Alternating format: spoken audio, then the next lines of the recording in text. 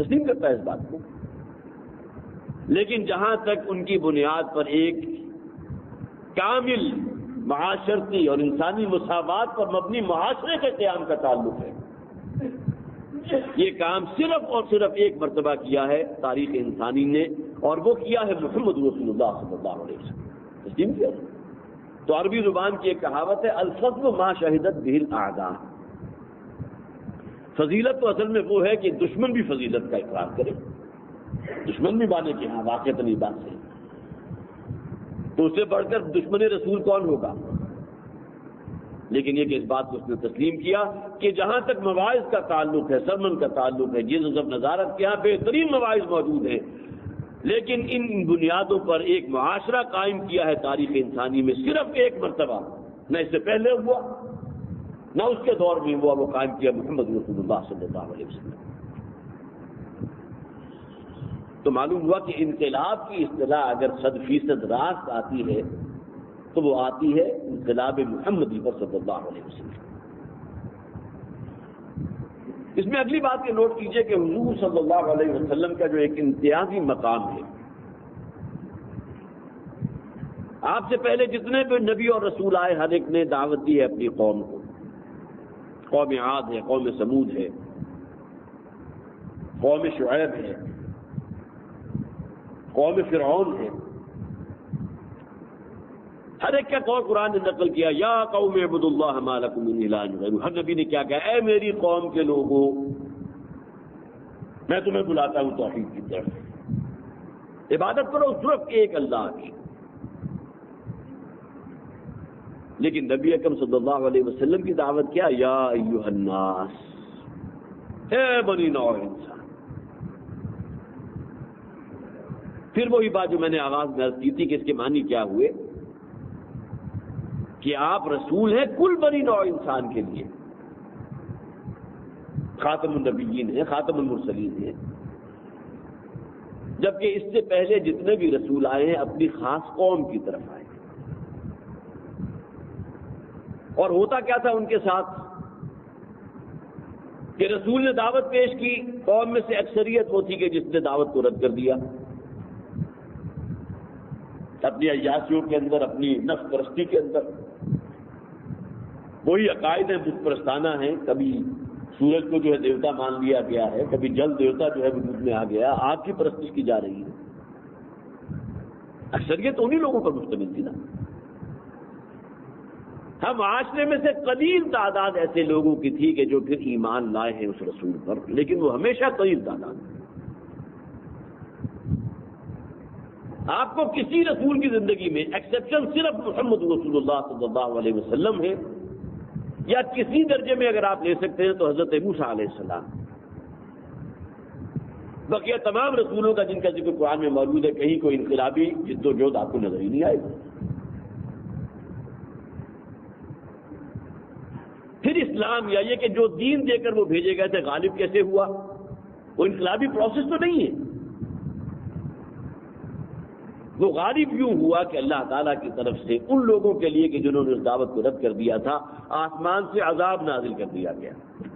قوم عاد، قوم سمود، قوم صالح، قوم مدین، قوم فرعون، ان تمام قوموں کا ذکر قرآن میں دیکھ لیجیے.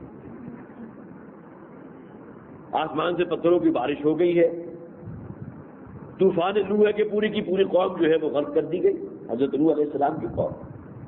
یہی معاملہ قوم فرعون کے ساتھ ہوا. قوم شعیب کے ساتھ کیا ہوا؟ ایک بہت تیز چنگھاڑ اور چیخ تھی کہ جس کی وجہ کی پوری قوم جو ہے وہ ہلاک ہو گئی. قوم عاد کے ساتھ کیا ہوا کہ 7 دن رات مسلسل اتنی تیز و تند آندھی چلی ہے کہ وہ لوگ جو ہے چٹانوں کے ساتھ پٹک پٹک کے ہلاک کر دیے گئے. آخر ہوا اتنی تیز چلتی ہے نا کہ انسان کے قدم اکھڑ جاتے ہیں زمین سے. تو زمین سے قدم اکھڑے اور اسی ہوا نے پٹک دیا دیوار کے اوپر یا چٹان کے ساتھ، قوم ہلاک کر دی گئی. اس کے مقابل میں دیکھیے نبی اکرم صلی اللہ علیہ وسلم کہ آپ نے وہ تمام سٹیپس کے جو کسی انقلاب میں ممکن ہیں، ان تمام مراحل سے اسٹیپ سے گزرتے ہوئے ایک انقلاب کی تکمیل کی ہے. اور یہ تکمیل جیسا کہ میں نے عرض کیا تاریخ انسانی میں صرف ایک مرتبہ ہوئی، اور وہ کی ہے محمد رسول اللہ صلی اللہ علیہ وسلم. کوئی شک نہیں. انبیاء اور رسول کا حوالہ دیا، اس میں بھی دیکھیے دو ایکسٹریم پر آپ کو نظر آتے ہیں. ایک ایکسٹریم پر ہے حضرت نوح علیہ السلام، جہاں تک ثبات کا، استقامت کا، صبر اور تحمل کا معاملہ ہے، واقعہ یہ ہے کہ ان سے اوپر کی اور کوئی مثال نہیں ہے. 950 برس اللہ کا وہ بندہ جو ہے دعوت و تبلیغ کا کام کرتا رہا. 950 برس. فَلَبِثَ فِيهِمْ أَلْفَ سَنَةٍ إِلَّا 50 عاما. سورہ عنکبوت میں پورے قرآن میں صرف ایک مقام ہے کہ جہاں وہ گویا کہ وہ عدد بھی موجود ہے. 50 کم 1000، 950 برس. لیکن یہ کہ چند افراد تھے وہ کشتی نوح میں جنہیں بچایا گیا تھا. بعض روایات تو ایسی ہیں کہ جن میں ان کی تعداد جو ہے 10-12 سے زیادہ کی نہیں. زیادہ سے زیادہ اگر آپ کھینچیں گے تو کسی روایت میں آپ کو 70 یا 72 کی تعداد مل جائے گی، اس سے زیادہ نہیں. کتنی بڑی وہ بستی تھی، ڈاؤن ٹاؤن تھا، لیکن تمام لوگ ہلاک کر دیے. تو ایک اس ایکسٹریم پر حضرت نوح علیہ السلام کے 950 برس وہ کام کیا، لیکن نتیجہ دنیاوی اعتبار سے اگر آپ دیکھیں گے تو نل، زیرو. حضرت نوح علیہ السلام کے الفاظ ہیں جو قرآن میں نقل کیے ہیں، رب انی مغلوب فانتصر. اے پروردگار میں تو مغلوب ہوا چاہتا، اتنا عرصہ میں نے دعوت و تبلیغ کا کام کیا، اب تو مدد کر میری، بدلہ لے ان سے. ففتحنا علیہم ابوابا من السماء. پھر اللہ تعالیٰ نے آسمان کے دروازے کھولے اور وہ پانی برسائے کہ بڑے بڑے پہاڑ جو ہے وہ بھی اپنی چوٹیوں تک اس میں غرق ہو گئے. تو ایک مثال حضرت نوح علیہ السلام کی، اور دوسری طرف جیسا کہ میں نے عرض کیا دوسری مثال ہے بالکل پول اپارٹ ہے محمد رسول اللہ صلی اللہ علیہ وسلم. ایک فرد سے دعوت کا آغاز ہوا، ایک نظریہ دیا ہے، نظریہ توحید. پھر ملے ہیں، 1 سے 2 ہوئے ہیں، 2 سے 4 ہوئے ہیں، 10 ہوئے ہیں، 12 ہوئے ہیں، 50 ہوئے ہیں. آہستہ آہستہ بات آگے بڑھی ہے. پھر انہیں منظم کیا ہے، ان کی تربیت ہوئی ہے. پھر ہجرت اور جہاد کے تمام مراحل جو آئے ہیں، غزوہ بدر ہے، غزوہ احد ہے، غزوہ احزاب ہے، اور کتنے غزوات ہیں جو سیرت کا مطالعہ کیجیے آپ کو 20 کیوں مل جائیں گے. یہ 3 تو وہ ہے نا جو بہت نمایاں ہیں، جو ہر مسلمان کم سے کم کچھ نہ کچھ جس کا تعلق اللہ کی کتاب، اللہ کے رسول کی سیرت سے ہے، وہ تو جانتا ہے نا. غزوہ خندق ہے، غزوہ احد ہے، غزوہ احزاب ہے، صلح حدیبیہ ہے، فتح مکہ، تمام مراحل ہیں. ہاں بیچ کی ایک مثال ہے حضرت موسیٰ علیہ السلام کی. بھیجے گئے تھے قوم فرعون کی طرف، بنی اسرائیل. قوم فرعون تو وہ ہے کہ جو فرعون کے آل فرعون شمال ہوتے ہیں، لیکن بعثت ان کی بنی اسرائیل میں ہوئی کہ جس کو بدترین قسم کی غلامی اور بدترین قسم کی، جسے آپ کہیے کہ اس سے بڑھ کر اور عذاب ہو سکتا ہے کہ بنی اسرائیل کے گھر میں کوئی بچہ اگر پیدا ہوگا لڑکا تو اسے قتل کر دو. یقتلون ابناءکم ویستحیون نساءکم، قرآن میں کئی مقامات پر ذکر ہے. سوء العذاب، بدترین عذاب. اس کو اپنے اوپر طاری کر کے دیکھیے کہ ذرا ہر کارے کو خبر ہوئی ہے کہ فلاں بنی اسرائیل کے گھرانے میں فلاں شخص کے یہاں بیٹا پیدا ہوا ہے، پھٹ پہنچ گئے، کھینچا ہے ماں کی گود سے، اس کی گردن جو ہے اس کے دم سے جدا کر دی. اس سے بڑھ کر جو ہے بہیمیت، اس کا آپ تصور کر سکتے ہیں. لہذا حضرت موسیٰ علیہ السلام کا جہاں مقصد بعثت کا ذکر قرآن میں ہے، ان کے بنیادی مقاصد میں سے یہ بھی تھا فارسل مارنا بنی اسرائیل کو اپنے ظلم اور استبداد، اس کی چکی سے نجات دینا. ان کی زندگی میں نظر آتا ہے کہ انہیں بہرحال جب اپنی قوم کو لے کر نکلے ہیں اور وہ پھر وہ معاملہ ہوا کہ نظروں کے سامنے جو ہے قوم فرعون کو، آل فرعون کو جو ہے وہ پورے لاؤ لشکر کو غرق کر دیا گیا سمندر میں. اور اس کے بعد وہ صحرائی سفر ہے جس میں اللہ تعالیٰ کی طرف سے من و سلوہ نازل کیا گیا، تاکہ وہ مرحلہ آ گیا کہ جبکہ اب وہ بنی اسرائیل ایک جماعت کی شکل میں موجود ہے. سورہ مائدہ میں بڑی تفصیل سے ذکر ہے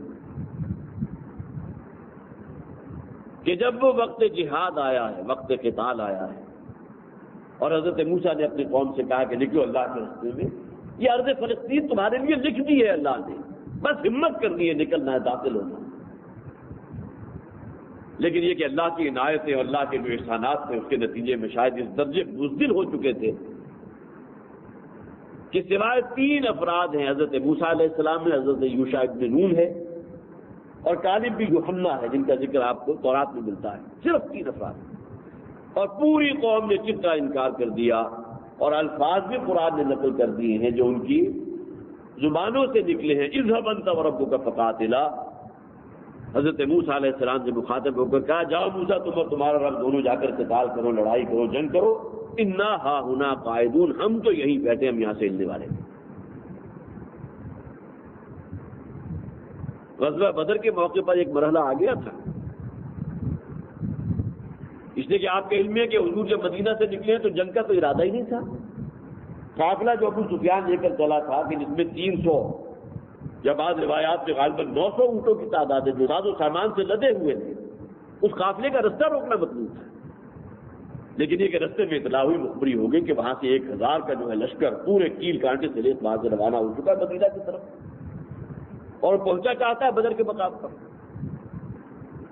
تو حضور نے وہاں پھر مشاورت طلب کی، اور اس موقع پر صحابہ کرام، خاص طور پر جو مہاجرین ہیں جو اپنا سب کچھ چھوڑ کر آئے تھے مکہ اور ہجرت فرما کر مدینہ تشریف لائے تھے، ان کی بڑی بڑی جو ہے ایمان افروز تقریریں سیرت کی کتاب میں اٹھا کر دیکھ لیجیے، مل جائیں گی آپ۔